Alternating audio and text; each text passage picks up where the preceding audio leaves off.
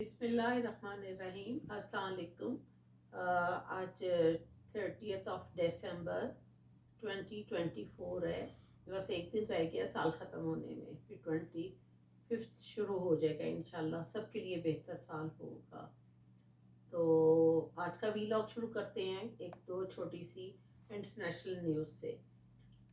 اسرائیل اور امریکہ نے ایران کو دھمکیاں دی ہیں، تو اس کے باوجود بھی ایران جو ہے وہ اپنی فوجی مشقوں پر آ گیا ہے۔ اس نے اپنی فوجی مشقیں شروع کر لی ہیں۔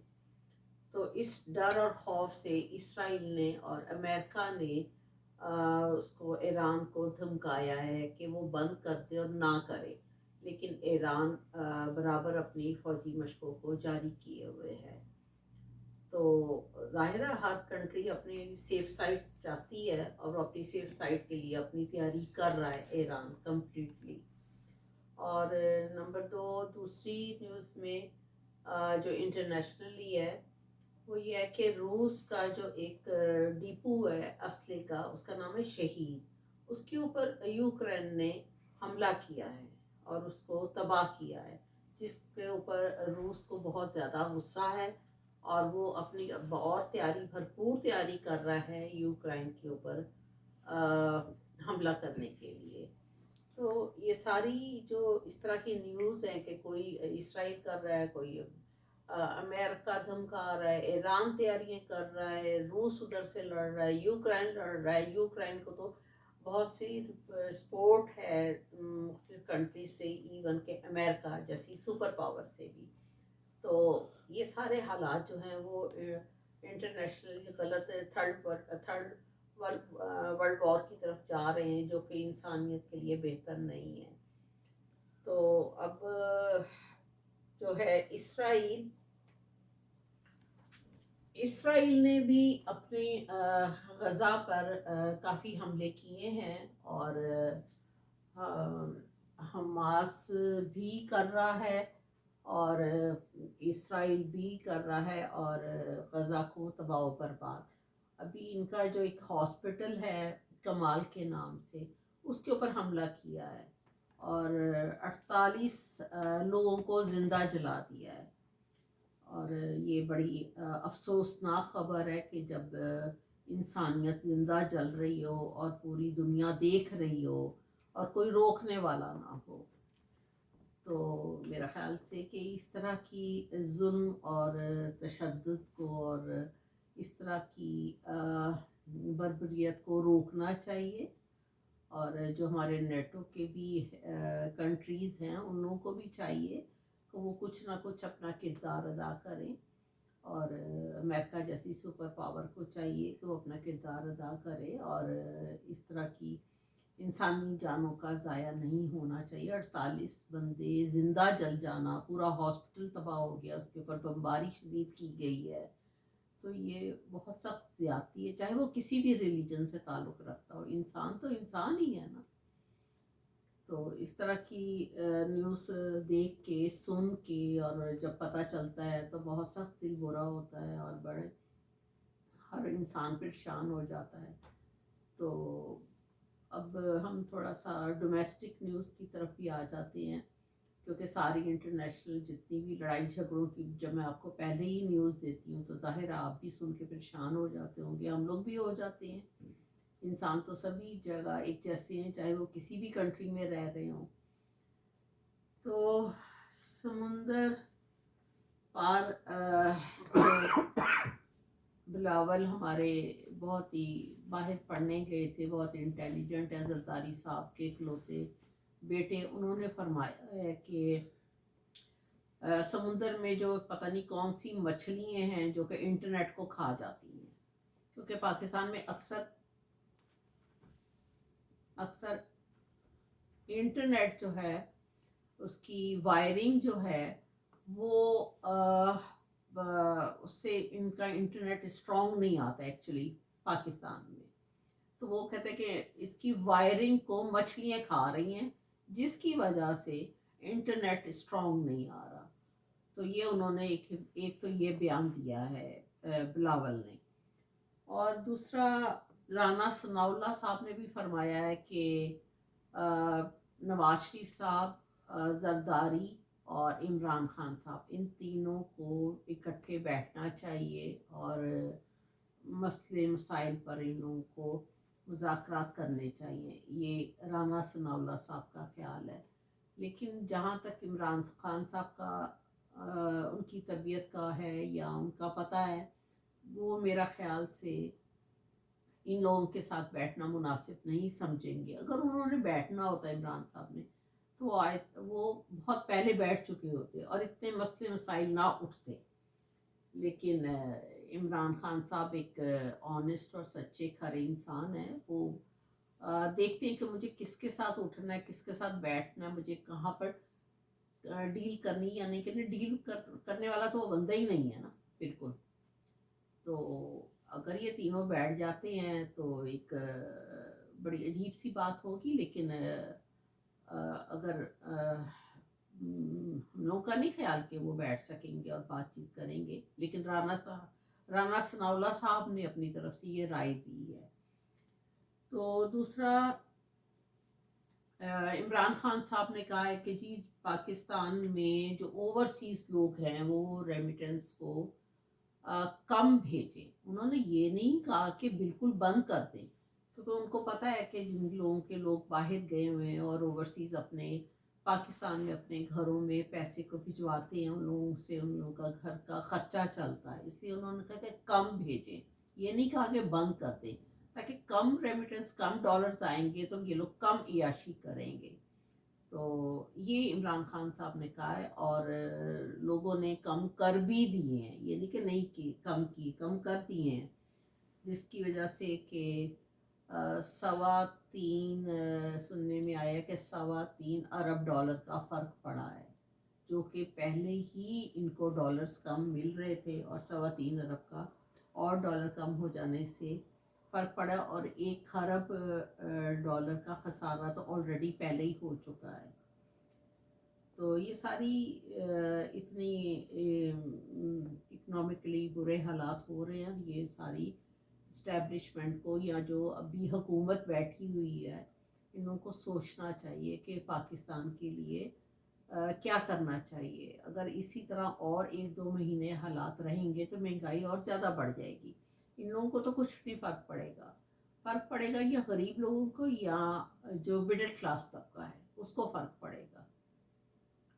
تو اوورسیز کی ہیلپ سے بھی اس کنٹری میں بہت زیادہ ڈالر آ رہا ہے. IMF کے قرضے آ رہے ہیں، وہ بھی ڈالر آ رہے ہیں. وہ تو قرضے کے اوپر تو وہ لوگ تو انٹرسٹ لیتے ہیں اور اس کے اوپر پھر انٹرسٹ لیتے ہیں، اور جو کہ لوگوں کو اپنے ٹیکس پیئر کے پیسوں سے پے کرنے پڑ رہے ہیں. لیکن جو اوورسیز پیسے بھیجتے ہیں اس کے اوپر تو کوئی انٹرسٹ تو نہیں پڑتا نا.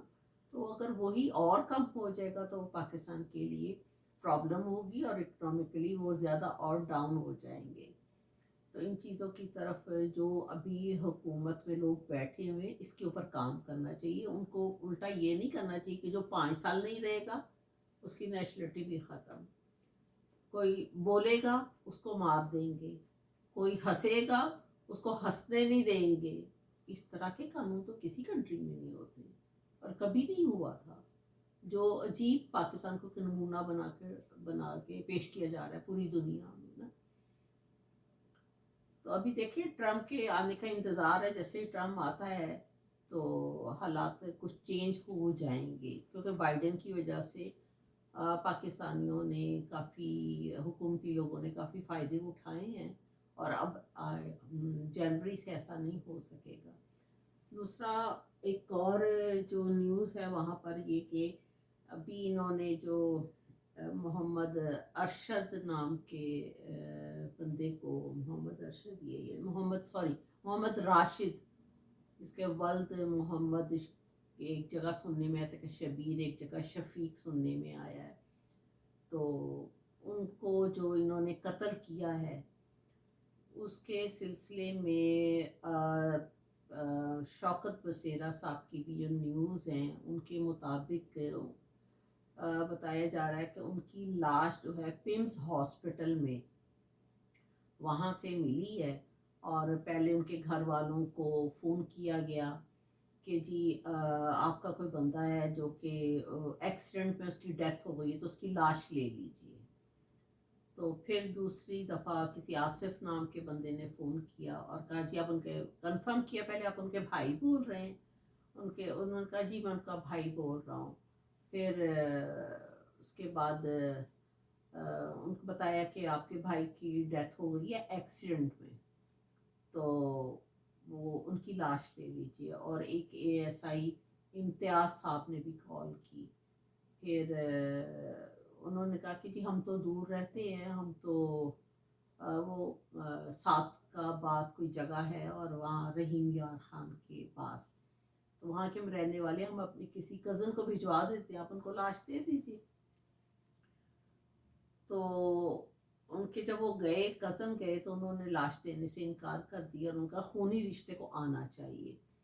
تو جب ان کے گھر والے گئے ہیں تو وہاں پر پمس ہاسپٹل میں لاش دکھائی گئی جس میں کہ ایک ہوتا تو ویسے یہ ہے کہ ایک ایک باکس میں ایک لاش ہوتی ہے دنیا میں ہر جگہ, تو وہاں پر ایک باکس میں 3 لاشیں بھی پڑی تھی اور بھی بہت ساری لاشیں پڑی تھی, جس میں سے کہ اس کو کنفرم کیا گیا کہ یہی ان کے بھائی ہیں محمد راشد صاحب. تو ایون کہ وہ 3 جو لاشیں بتائی گئی ہیں اس کی ویڈیو بھی ہے شوکت بسرا صاحب کے پاس. وہ تینوں لاشیں وہاں پر بغیر کسی کپڑے اور کسی کے بغیر ننگی پڑی ہوئی تھی. یہ حالت تھی کہ ان لوگوں کو مار مار کے, سننے میں یہ آیا ہے کہ ان کو ڈبوں میں ڈال کے بس ڈالی گئی اور ابھی بہت ساری ہیں. تو ان کی لاش ان کو پھر وہ امتیاز جو ہے ASI اس نے 6000 میں بات طے کی اور پھر وہ لاش وہاں سے لے کے دی گئی. اور جب وہ گھر پر پہنچی ہے تو اس کو ان لوگوں کو تو یہ بتایا گیا تھا کہ ایکسیڈنٹ ہوا ہے, لیکن وہ ایکسیڈنٹ نہیں تھا. اس کی ٹانگ کے پاس ایک آرٹری ہر انسان کی ہوتی ہے, بڑی سینسیٹیو آرٹری, جس طرح کے ہم لوگ کے ہارٹ میں یا گلے میں یا جس طرح شاہ رکھا جاتا ہے جہاں سے کہ ایک دفعہ اگر وہ کٹ ہو جائے تو وہاں سے بلیڈنگ نہیں بند ہوتی. تو اس کے پاس اس کو گولی لگی تھی جو گولی کا نشان تھا. حالانکہ تقریباً 1 مہینہ ہو گئے ہیں, اسے تھوڑا سا زیادہ, کہ ڈی چوک میں جب گولیاں ماری گئی ہیں. تو وہ پھر بھی ان کے اپنی ہی فیملی میں کہتے ہیں کہ کچھ لوگ ان لوگوں کو میڈیکل کا پتہ تھا, اس کی نالج تھی, تو ان لوگوں نے دیکھ کے فوراً پہچان لیا کہ یہ تو گولی کا نشان ہے, یہ ایکسیڈنٹ کیس نہیں ہے. تو ظاہر اب گھر والوں کی تو حالت بری ہونی تھی, ان کا بلڈ ریلیشن تھا, تو اس کی لاش اتنے عرصے بعد ان لوگوں نے دی اس طریقے سے, اور پھر اب اس کو دفنایا گیا ہے, جو کہ دیکھ کے اور سن کے بڑا دل برا ہوا ہے. ویڈیو بھی دیکھی ہے ڈی چوک میں جس طریقے سے بندے مارے گئے ہیں. اور شوکت بسرا صاحب نے کہا کہ میرے پاس سارا ریکٹس موجود ہے, ساری ویڈیوز موجود ہیں میرے پاس. تو آگے بھی پہلے بھی اتنا ماڈل ٹاؤن کے کیس میں اتنے بے گناہ لوگ مارے گئے تھے, عورتیں بچے, تو ابھی تک اس کا فیصلہ نہیں ہو سکا, تو اس کا فیصلہ کہاں سے ہونا. اور یہ تو ہم لوگوں کے جو حکمران بیٹھے ہیں ان لوگوں کو تھوڑا سا سوچنا چاہیے کہ پاکستانی عوام کو, بے گناہ لوگوں کو اس طرح مرغیوں کی طرح نہ ماریں, نہ حلال کریں, تھوڑا سا اللہ کے خوف سے ڈریں. اور اللہ پاک نے ایک اپنا قانون بنایا ہے جو ہر انسان کے لیے ہے, اور کوئی بھی عدل و انصاف وہاں نہیں ہو رہا. اور اب میں آپ کو ایک چھوٹی سی ایون کہ جتنے بھی لوگ یہاں پر بھی بیٹھتے ہیں تو وہ سب یہی کہتے ہیں کہ جی پاکستان میں لوگ جو ہیں وہ, ہم لوگ یہاں آ جاتے ہیں تو لوگ وہاں پر ہم لوگ کی جائیدادوں پہ قبضہ کر لیتے ہیں. تو یہ بہت بڑا شکوہ اور شکایت لوگ کرتے ہیں. تو اسی طرح کا ایک واقعہ ہے کہ آپ عدل و انصاف کے ساتھ چلیں اور کسی کا حق نہ کھائیں. کہ ایک دفعہ تاریخی واقعہ تھوڑا سا سناتی ہوں. لارڈ کزن کے زمانے کا وقت ہے کہ وہ ایک دفعہ ہندوستان گیا, انڈیا, دہلی میں. جب وہ وہاں پر گیا تو اس کا جو پرس تھا وہ کہیں بائی چانس گر گیا. اور وہ بھکاری بیٹھے ہوئے تھے وہاں پر، مانگنے والے جسے بیچارے کہتے ہیں. اس میں سے ایک بھکاری نے وہ پرس اٹھا لیا. جب اٹھایا تو اس میں بہت سارے پیسے تھے. اب وہ چاہتا نہیں تھا کہ اس کو پتا چلے کہ میرا پرس گر گیا، تو اس نے اپنا کوئی کپڑا پڑا ہوا تھا اس کے پرس کے اوپر دے دیا، اس کو نظر نہ آئے. وہ اپنے گھر لے گیا. جب وہ گھر لے گیا تو کھولا تو دیکھا تو اس میں سے کافی سارے پیسے تھے. تو اس نے اپنے جو ساتھ اور بھی جو اس کے روم میٹ تھے ان کے ساتھ بات کی. تو انہوں نے کہا یہ تو یہ جو پرس ہے لگ رہا ہے کہ کسی عیسائی کا ہے، کرسچین کا، فرنگی کا ہے، یہ کسی مسلمان کا نہیں. اور اس میں اتنے سارے باہر کی کرنسی تھی. تو وہ سوچنے لگ گیا کہ اب کیا کروں. تو اس سے ایک واقعہ ہے کہ نبی پاک جو نبی پاک صلی اللہ علیہ وسلم کی امت ہے جو حق سچ پر ہے، وہ ساری ان کے پیچھے ہوگی. ہر نبی کی امت ان کے پیچھے کھڑی ہوگی. اسی طرح حضرت عیسیٰ علیہ السلام کی امت ان کے پیچھے کھڑی ہوگی. یعنی کہ ہر ایک کی جو امت ہے وہ ان کے پیچھے ہوگی. تو اس نے یہ سوچا کہ اگر میں پیسے رکھ لیتا ہوں تو اس سے بات کچھ اور بن جائے گی. اب اگلی بات میں آپ کو اس لیے سنا رہی ہوں کہ وہ جب لارڈ کزن کی بیوی جب آئی وہاں پہ انڈیا دوبارہ، تو وہ اس کو وزٹ کروانے کے لیے پھر لے کر گیا انڈیا. تو جب وہ وزٹ کروانے گیا تو وہی بھکاری دوبارہ مل گیا. تو اس بھکاری نے وہ پرس واپس کر دیا. وہ اس لیے واپس کر دیا کہ قیامت کے روز یہ نہ کہے کہ نبی پاک صلی اللہ علیہ وسلم کی امت نے حضرت عیسیٰ علیہ السلام کی امت کے بندے کا پیسہ کھا لیا ہے. تو وہ کہیں حضرت عیسیٰ علیہ السلام شکوہ نہ کریں نبی پاک سے. تو اس نے وہ پرس یہ سوچ کے واپس کر دیا. تو اس طرح اگر ہم لوگ سب عدل و انصاف کے ساتھ چل سکیں تو اتنے دنیا میں اس طرح کے حالات خراب نہ ہو. ہم جو بھی ہیں مسلمان ہیں، ہمیں اپنے دین کا تھوڑا سا خیال رکھنا چاہیے. دنیا کے قانون دنیا کے لیے بنے ہیں، لیکن دین کا قانون سب کے اوپر حاوی ہے. تو آپ میرے چینل کو سبسکرائب کیجیے گا اور لائکنگ اور ڈس لائکنگ کا بھی خیال رکھیے گا تاکہ میں اپنے ویلاگس کو زیادہ سے زیادہ بہتر کر سکوں. میں کوئی پروفیشنل ویلاگ بنانے والی نہیں ہوں. وہ تو میں نے اس سبجیکٹ میں پڑھا ہوا ہے، اپنا ماسٹرز پولیٹیکل سائنس میں کیا ہوا ہے. تو میں نے کہا چلے میں اس سے فائدہ اٹھاتے ہوئے تو تھوڑا سا آپ لوگوں کو بھی ایڈوائز کروں اور آپ لوگ مجھے بھی کریں اور شاید کسی کی بات کسی کو سمجھ آ جائے. تو ابھی میں آپ کو ایک اس میں تھوڑی سی ایک وہ دکھانے لگی ہوں ڈی چونک کی، جو کہ سوشل میڈیا میں بہت زیادہ وائرل ہوئی ہے کہ کس طرح قتل عام کیا جا رہا ہے. تو آپ اس کی ویڈیو دیکھیے گا. بہت شکریہ. خدا